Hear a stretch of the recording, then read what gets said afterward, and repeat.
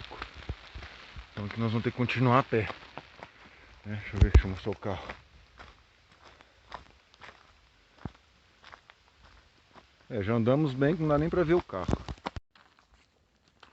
Olha isso aqui, só de Jeep mesmo.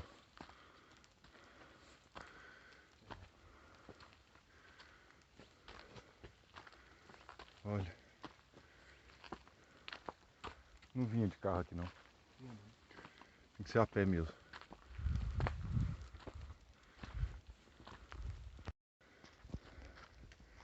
Triste ver os descasos, olha aí. No meio de uma trilha, no meio do nada, uma máscara no chão. A gente vai lá, ó. Lá no topo? Lá naquele topo lá. Então falta muito ainda. Nada. Tá chovendo demais. Mariana tá lá embaixo, em algum ponto ela tá lá. Só que a gente não consegue ver. E não dá pra subir mais, gente. A chuva apertou. Aqui. Vamos ver se o mencionário falar que nós estivemos aqui. Nós estivemos aqui sim, agora. Só que o pico da Cartucha ainda tá mais uns 500 metros pra frente ali. Não dá pra ir por causa da chuva. Tudo muito. Olha que serra linda. Rapaz, o zoom tava no talo. O zoom tava no talo. Engenharia. Guarda-chuva não funciona direito. E Mariana tá lá. Algum lugar. Não tinha caminho. Trilhar tudo isso, né? Parece que tem gente conversando aqui embaixo.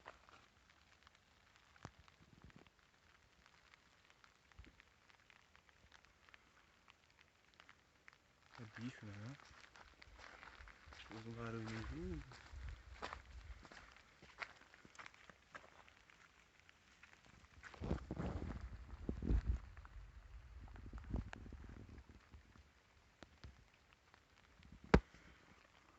A cara de assustado dessa.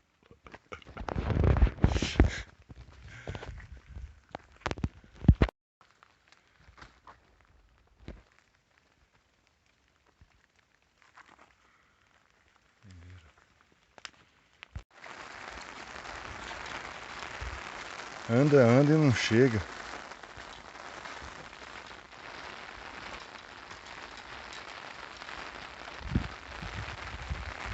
Vamos ver se tá gravando, né? Mais ou menos a gente pega de frente. Esse guarda-chuva que nunca colaborou aí, faz uma demonstração pra gente ver, sabe, como é que é. O guarda-chuva aqui, ele não firma, então a gente tem que... E agora ele travou. Agora ele travou aí. Agora ele destravou. Tem que levantar ele e segurar. Aí, que Senão obra. ele não vai não. Que obra. Não, tá chovendo mesmo. E até agora a gente não entendeu por que ele não vai, né?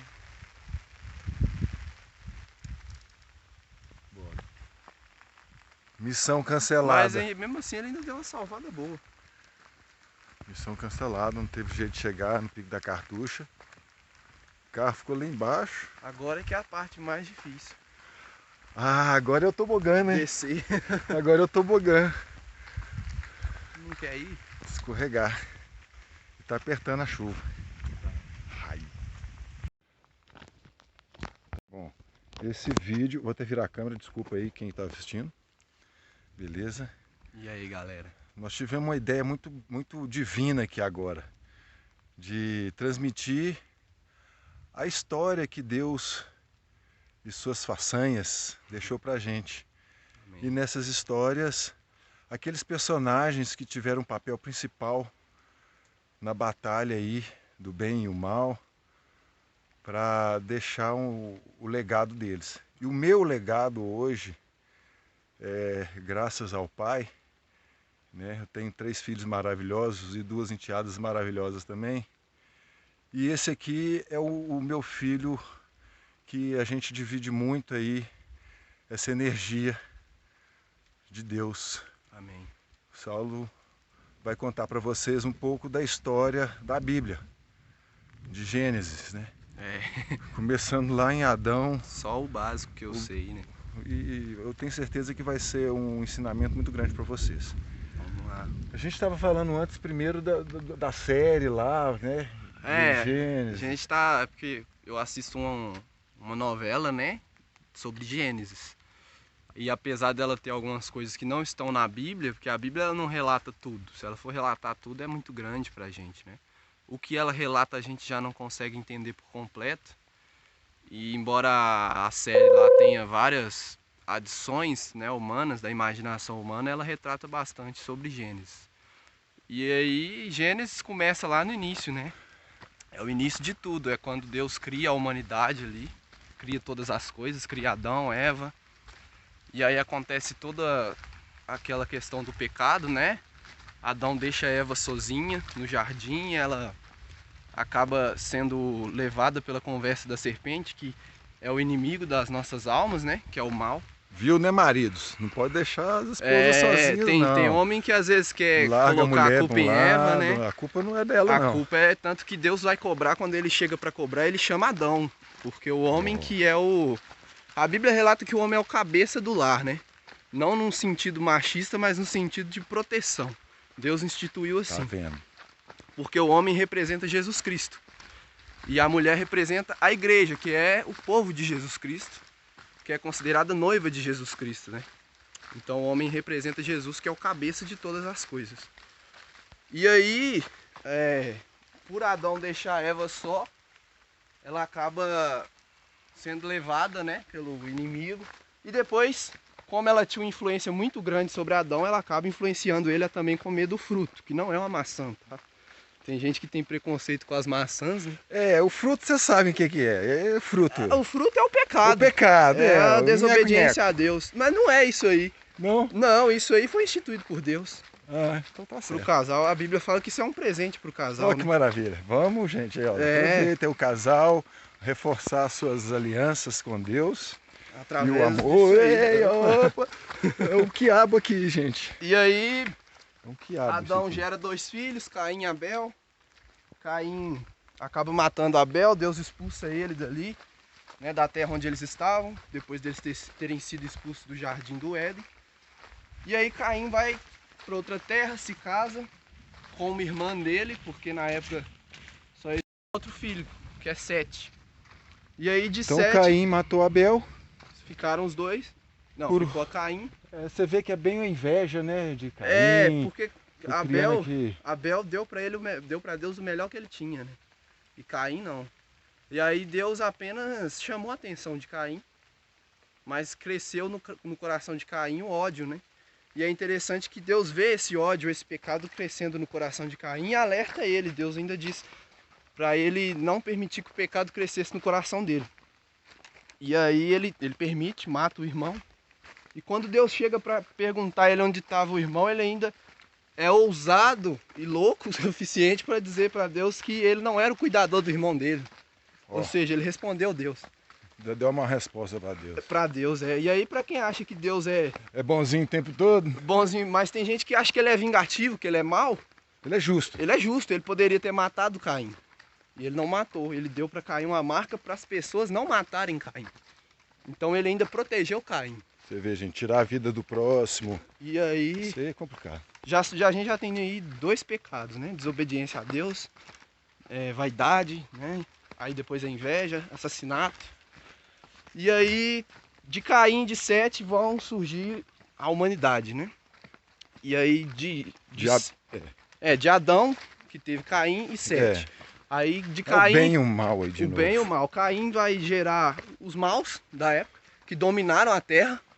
E de Sete vem Noé. De Sete vem Enoque, que foi arrebatado. Deus levou ele para si. Vem Matusalém, que foi o homem mais velho da história. 960 e poucos anos. E depois vem Noé. E aí Noé vivia no meio da humanidade, que estava perdidaça. Então Deus escolhe Noé para construir a arca e salvar a família dele. E aí vale a gente prestar atenção que a esposa de Noé era descendente de Caim. A esposa de Noé era descendente de Caim? Descendente de Caim. Olha. E como é de Noé, da esposa dele, que a humanidade vai ser reconstruída, então todos nós descendemos de Sete e de Caim.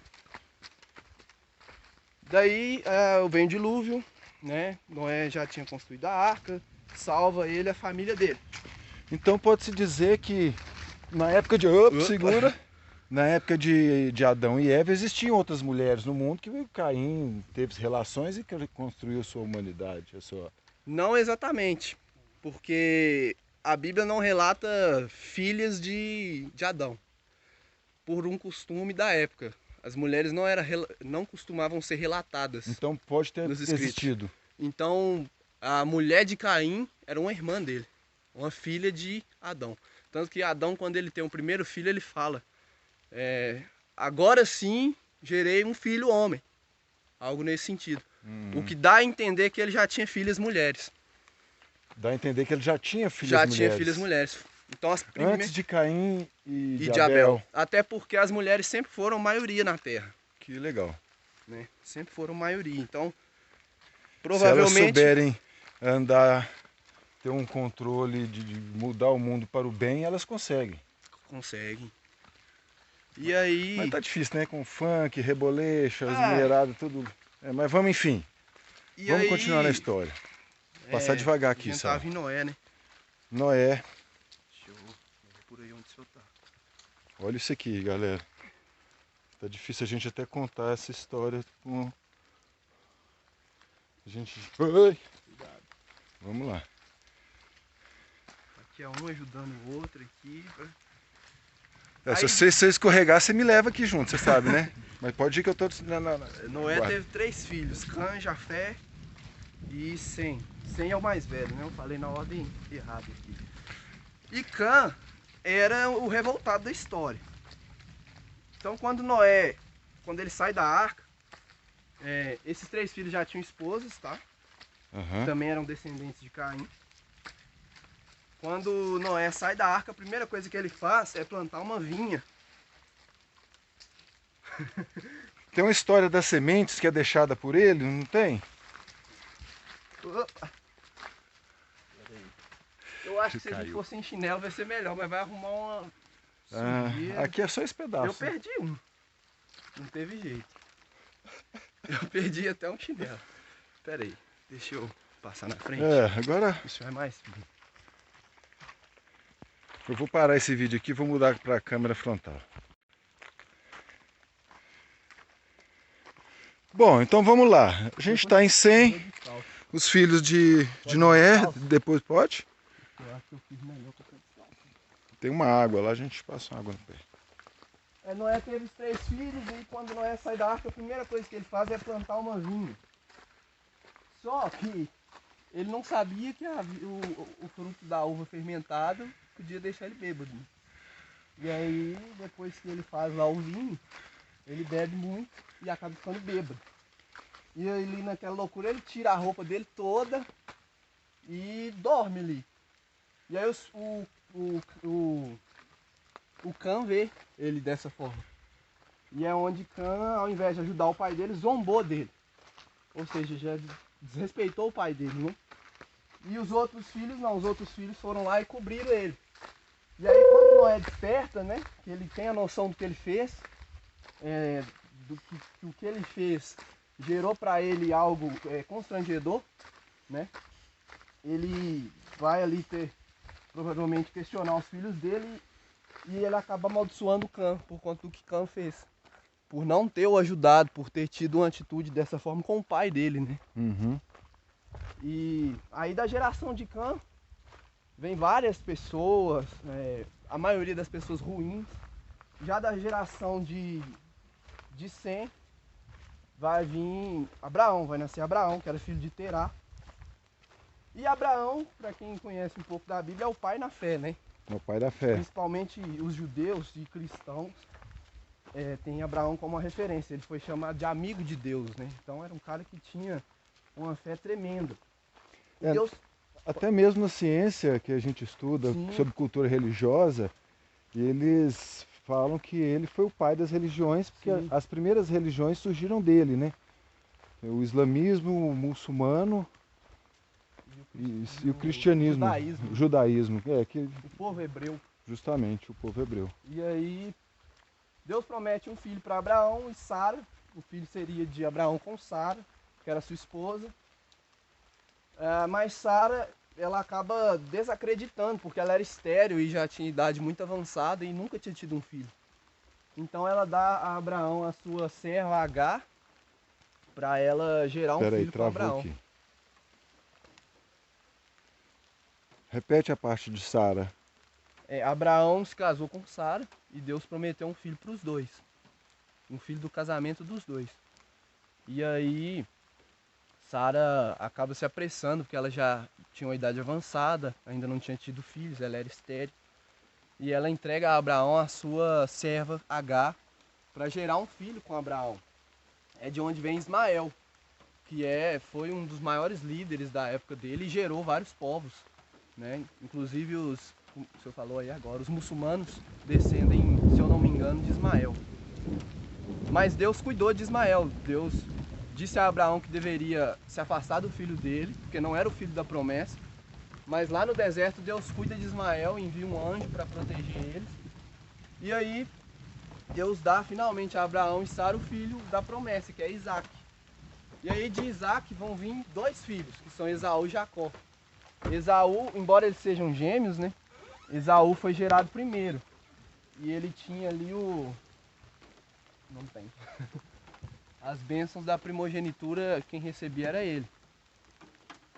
E aí Jacó queria muito as bênçãos da primogenitura desde o nascimento. Ele nasceu agarrado no pé do irmão dele. A Bíblia fala que eles lutavam na barriga da mãe deles pela primogenitura. E aí Jacó ele engana o irmão dele para poder ter essa primogenitura, né? Esaú era caçador e aí um dia ele estava caçando. Ele chega com fome e Jacó vende para ele, em troca da primogenitura, um prato de lentilhas.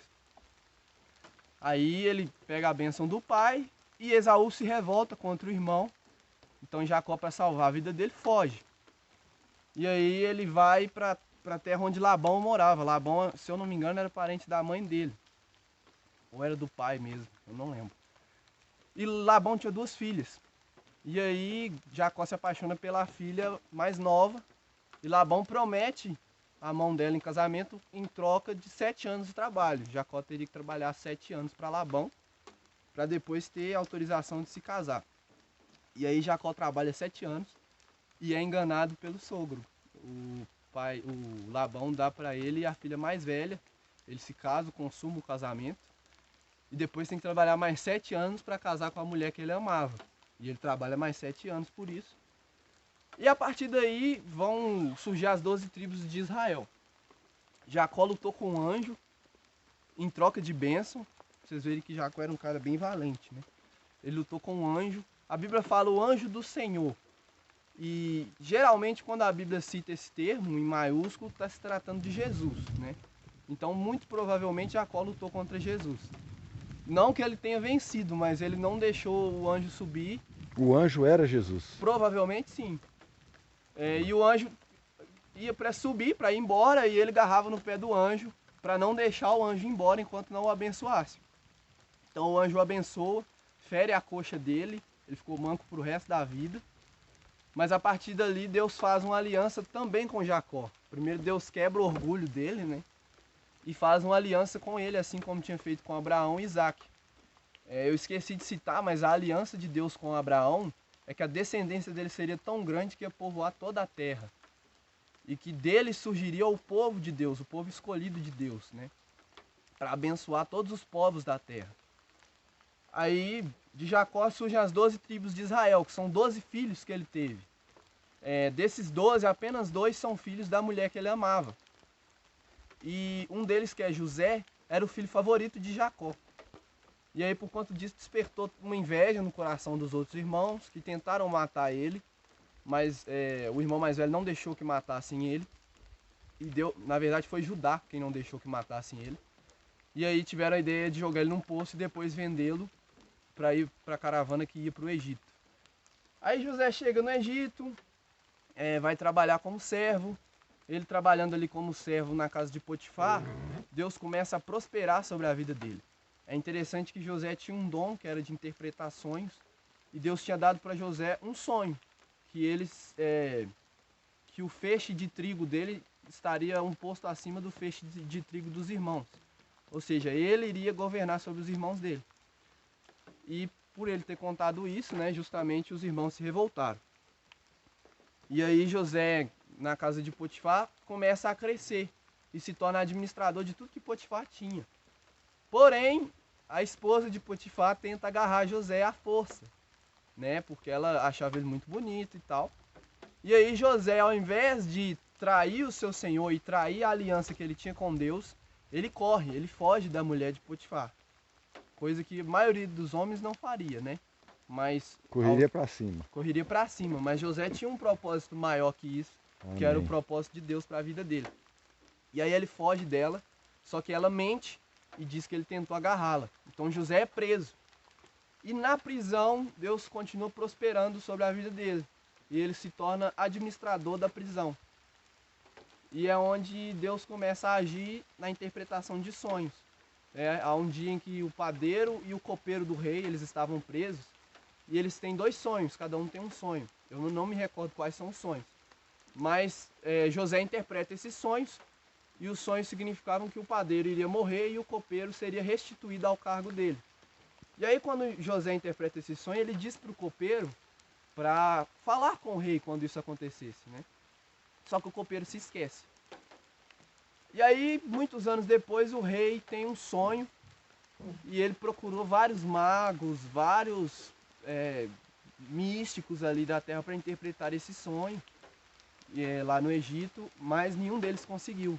Então o copeiro se lembra de José e aí José vem e interpreta o sonho do rei, que era um sonho que dizia que o Egito passaria por 7 anos de prosperidade e 7 anos de fome em toda a terra. E a partir do momento que ele interpreta esse sonho, ele já dá as estratégias para o rei passar pelo momento da dificuldade. E a partir daí ele se torna o governador do Egito. Ele é o segundo homem ali, né? O faraó era o rei e abaixo dele José mandava em toda a terra do Egito. E aí vem os 7 anos da fome, os irmãos dele vão buscar trigo lá. E ele vê os irmãos dele, reconhece eles não reconhecem ele. E aí ele faz todo um teste com eles ali até o momento da reconciliação. E aí ele manda buscar Jacó, manda buscar Benjamim, que era o irmão dele, mais novo. E o povo de Deus começa a habitar no Egito.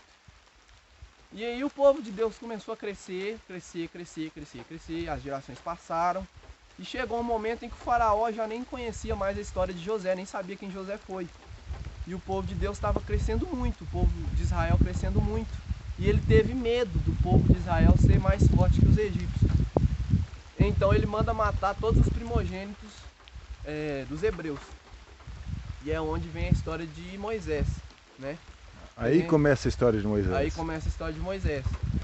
A gente pode contar dentro do carro, porque a chuva está encrustando. Essa história vai ter que esperar um pouco, porque Tá o bicho pegou, o rapaz aqui está com o pé sujo e a gente volta já.